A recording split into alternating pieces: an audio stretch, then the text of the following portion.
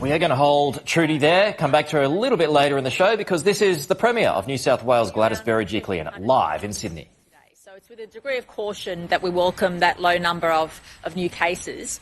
And this week we really want to urge everybody to get tested. Yesterday our health officials put out the list of suburbs where we know there's clusters of community-to-community transmission, and we're urging everybody, even if you have the mildest symptoms, to please come forward in those areas and get tested. Last week we peaked on a day at around 4,500 tests in a day, and we want to get back up to that number. So we're urging anybody in those high-risk categories, anybody who specifically lives in those suburbs that were identified, if you have any symptoms, please come forward and get tested. It's really important for us to manage the spread, control the spread by clamping down on those people who are getting community-to-community transmission. And that's a really strong message we want to reiterate every day this week, and Dr Chant will do that as well in her report.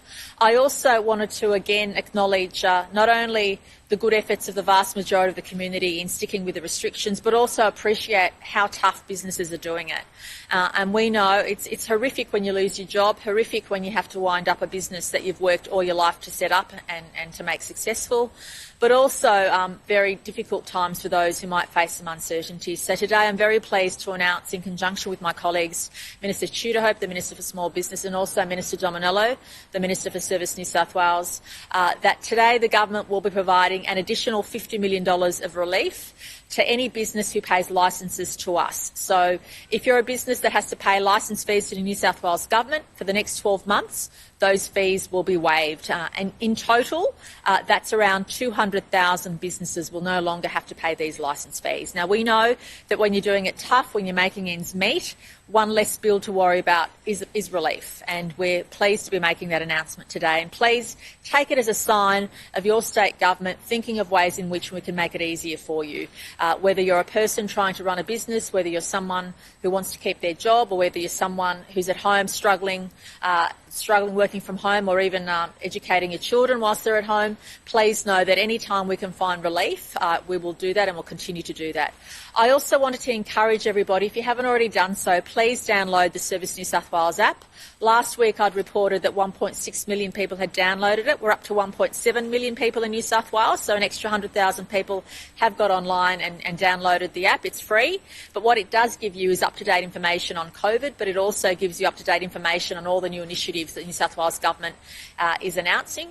And also in the future we'll continue to be able to text you directly if you're comfortable in getting a text on any new updates or developments which might be of assistance to you. So please download that app. And if you're someone who doesn't have or isn't technologically equipped, you can ring the 24/7 hotline 13 77 88 and get all the help you need through Service New South Wales.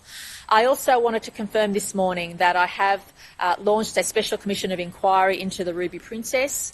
The inquiry will be led by eminent barrister Brett Walker SC. I want to thank Mr Walker for accepting this role when I spoke to him yesterday. He will report back to government within 3 to 4 months. He has unlimited powers, and he can use those powers how he wants to use them. That's a matter for him. And I would expect the report come to me, as I said, from 3 to 4 months. And I'm looking forward to that because everybody wants answers. Everybody wants to get to the bottom of that issue. I also wanted again to thank all of our frontline workers, whether in health, in police, our teachers, our bus drivers, our truck drivers, all those workers who are keeping things going, moving along so that all of us can benefit. And we pay tribute to all of you, especially today and every day. Dr Chant.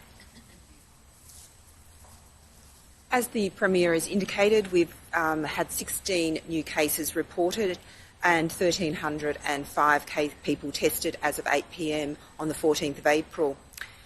There are 214 people being treated by New South Wales Health, including 29 patients in ICU, and 18 of those are ventilated.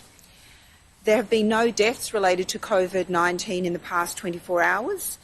And at the Anglicare Newmarch House Aged Care Facility in Caddens, there's been a total of 10 cases. 6 amongst the staff and 4 amongst the residents have tested positive. As you're aware, the first case reported there was in a health care worker who worked whilst she had very mild symptoms. And I've spoken to the Director of the Public Health Unit, and this person is absolutely mortified. So I think I would urge people to remember that the symptoms of COVID can be incredibly mild, and the key point is do not go to work. It doesn't matter how mild those symptoms are, runny nose, sore throat, just a scratchy throat in this case. Please don't go to work. And I would particularly urge you, if you work associated with providing care to the elderly, the aged and disability, to have that incredibly high awareness of even minor changes in your health. But I would like to reiterate that worker is incredibly distraught about the circumstances. Obviously, my thoughts and wishes go out to the families that have been impacted by the COVID in the nursing home, but I just would like to indicate that was the circumstances surrounding her attendance at the workplace. Visitor restrictions are in place, and the first case also worked 2 shifts at the Greystanes Disability Service in Jameson, and there's 4 residents have been identified as close contacts and are being isolated in their own rooms, and 6 staff are in self-isolation. Thank you. Good morning. Thanks, Premier. Certainly from the New South Wales Police perspective, we welcome the Commission of Inquiry. At this stage, the criminal investigation will continue, but what's important, we will get that right. We won't get it rushed.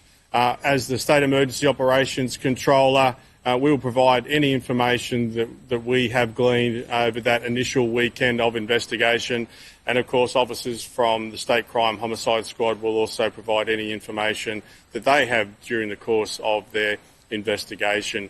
In terms of the Ruby update, we're working with Carnival Cruises and Border Force and Health and Aspen, looking for a hopeful departure date of this Sunday, and we will be working towards that. Overnight, we did see a 20-year-old man come off the Ruby with another appendicitis, and he's now in the New South Wales health system being treated. There's no suggestion he has coronavirus. Overnight, we only saw a handful of tickets issued for isolation or non-isolation, which I think is a really good sign that whilst we got through a challenging weekend, that people generally are coming on the journey, and I can only again thank the community and the police for working through this difficult time. Thank you.